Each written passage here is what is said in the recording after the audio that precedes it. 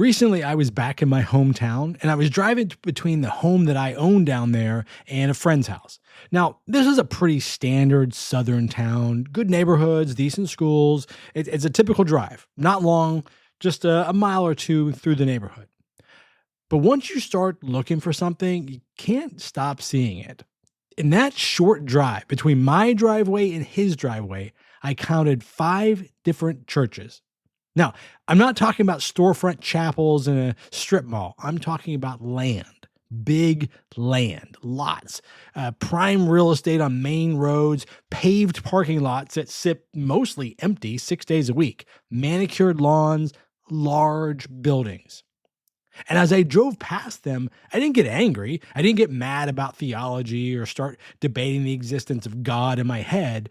But I did start doing the math. Every time my tires hit a pothole, I thought about who pays to fix that. Every time I passed a fire station, I thought about who pays the salaries inside. And I realized something. I'm paying for the road in front of that church. You're paying for the fire truck that will show up if that church catches fire. The church is paying nothing. Because under our current system, that land is invisible to the tax collector. It has value, it uses services, but it contributes $0 to the local budget. Now, this isn't a question of spiritual value, it's a question of math. And right now, the math says you're subsidizing a bill that religion isn't paying. All right, thanks for tuning in. I'm Mike Smithgall, the unelected mayor of Atheistville, and this is today's Mic Drop. When people hear the phrase tax-exempt church, most imagine income tax, tithing, collection plates, but that's not where the real impact shows up. The real impact comes from property tax.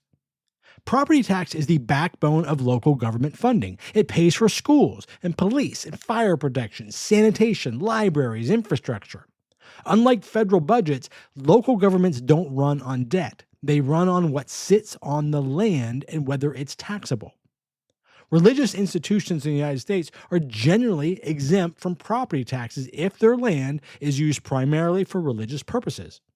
That exemption isn't temporary. It doesn't scale with the frequency of use. It doesn't require periodic renewal tied to outcomes.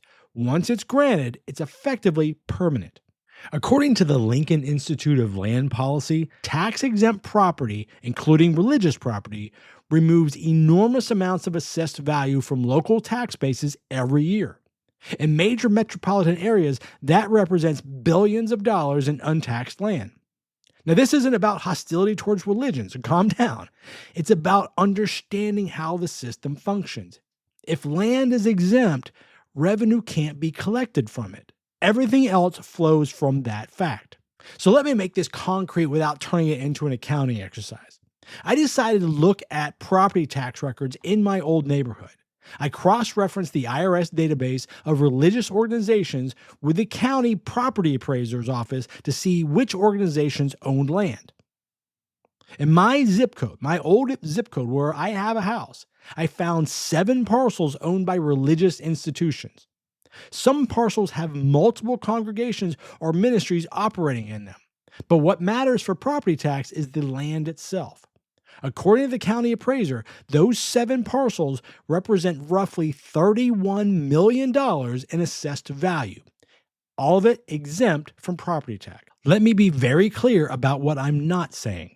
I'm not alleging wrongdoing. I'm not saying the church is doing anything wrong. They are following the laws that we have in place. But I am pointing out the flaw, and I'm showing the scale of the problem. Now, my neighborhood isn't a massive area. It's about 11.5 square miles, roughly 27,000 people. The median household income is just over $90,000, and about 80% of the households are owner-occupied. That means homeowners carry most of the property tax burden. With tens of millions of dollars in assessed value are removed from the tax base in a single zip code, the burden doesn't disappear. It just shifts onto the remaining taxable properties, most of which in this case are homes. Here's the part people tend to skip. When property tax revenue falls short, local governments have 3 options. They raise rates on taxable property, they reduce services, or they do a combination of both. There is no 4th option. Research from the Lincoln Institute of Land Policy makes this explicit. Tax exemptions don't reduce the cost to government. They just redistribute it. Homeowners, renters, and small businesses absorb the difference, either through higher taxes or diminished services. And remember, renters aren't insulated from this. Property taxes are baked into rent. I'm a landlord. And when landlords pay more, that gets passed on to the tenant in the form of higher rent. So even if you've never attended a church, you still help fund the gap created by exempt land. All right, quick pause. If you haven't subscribed yet, what are you waiting for? I would love to have you join the community here in Atheistville. We aren't a debate channel that relies on who can shout the loudest. We aren't here to tell people that they shouldn't be religious. We're simply trying to create a space where reason and compassion win the day. So if you want more civil dialogue and less screaming at each other, then subscribe. And leave me a comment, even if you disagree with me. If you have a logical rebuttal and you're civil, I am more than happy to discuss that. We may not change each other's minds, but maybe we can better understand the other's perspective, and that helps us get along better. All right, let's get back to it. This is where the issue becomes civic versus emotional. If I start a secular nonprofit to feed the homeless, I have to jump through hoops. I have to apply for a 501c3 status, and more importantly, I have to file an IRS Form 990 every single year. That document is public. Anybody can look it up. It lists my revenue, it lists my expenses, it lists the salaries of my top executives, it lists exactly how much money went to program services versus administration. It's a very valuable document for evaluating charities. If I stop feeding the homeless and I start buying private jets, the IRS can revoke my status. The public can see that I am failing to provide a benefit. Churches, on the other hand, don't have to file a Form 990. Research on nonprofit tax policy points this distinction clearly. Religious institutions receive broad property tax exemptions without standardized reporting tied to measurable public benefit. That doesn't mean churches do nothing good. Many do. The issue is the exemption isn't conditional on evidence. A food bank must show how many people it serves. An animal rescue must show how many animals it housed or adopted out. A shelter must show capacity and use.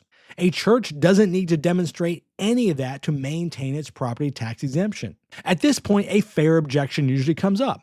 What about other charities? This is where the precision matters.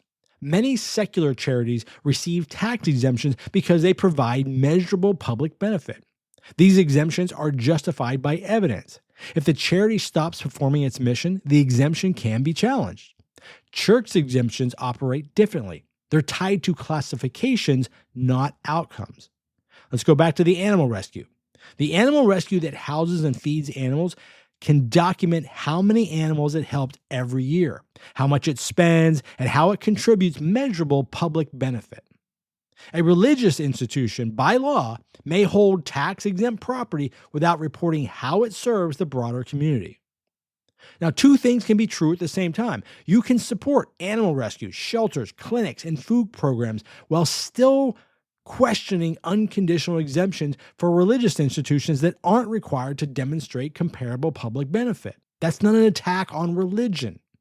That's simply asking for some fairness and some consistency. So here's where we end up. That drive I mentioned at the start, it wasn't unique. You could do that same exercise in almost any town in America and find the same pattern. Valuable land, essential services, permanent exemptions, and a cost that shifts quietly onto everyone else. That $31 million in my zip code isn't an outlier. It's how the system works everywhere. And that brings us up to the question that we keep avoiding. If tax exemption is a public subsidy, and it is, what level of transparency and evidence should come with it? We don't ask that question because we've been taught that asking it somehow threatens religious freedom. But paying taxes isn't persecution. Every other business and person pays taxes. And requiring evidence of public benefit isn't hostility. It's a standard we apply to all organizations that want public support.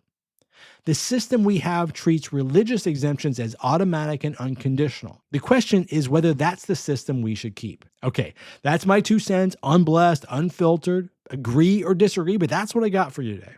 At the end of the day, this episode comes down to one idea. Tax exemptions are public subsidies, and public subsidies deserve public transparency and public accountability. What matters here is perspective. You don't need to oppose religion to ask for fairness. You don't need anger to insist on evidence. A healthy civic society applies the same standards to everyone. All right, I'm Mike Smithgall, and I'll catch you on the next one. Thanks for tuning in. I really hope you enjoyed that. If you have a question for me, make sure you drop a comment. We'd love to hear from you. Hey, and do me a favor, like and subscribe. That really helps us out, and it helps us bring you more conversations from beyond belief. And in the meantime, take care, and remember, reason and compassion go a very long way.